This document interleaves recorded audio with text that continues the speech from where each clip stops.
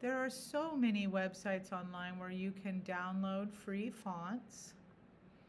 I am going to type in the word stencil in hopes of finding fonts that are actually stenciled.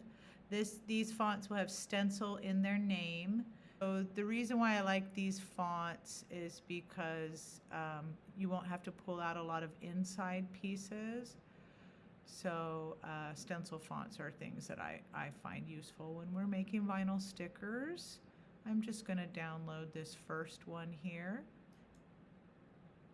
So this is downloads it as a zip file, which just compresses it into a smaller format. I can open it in a new window or double click on it, and it should open that up in the Explorer pane. And so here's the original zip folder.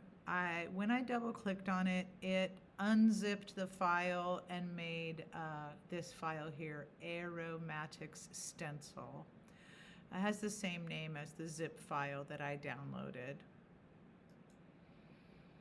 And then when I open up that folder, I see that there are 4 fonts in there. The .ttf file is TrueType font.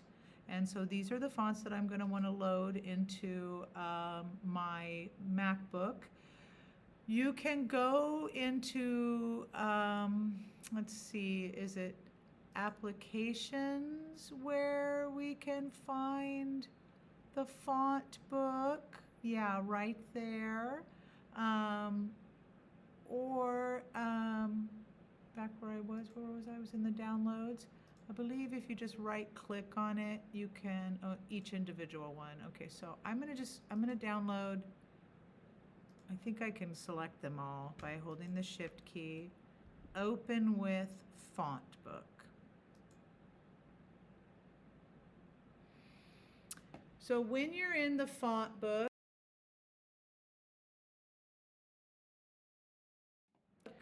but I don't know if you noticed before, it, it said install.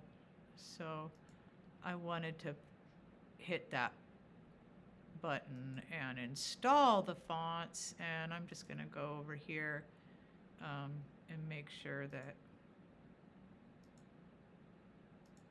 I get them. And so it says it's validating the fonts. And there I see Aromatic Stencil has been added. That's the bold one.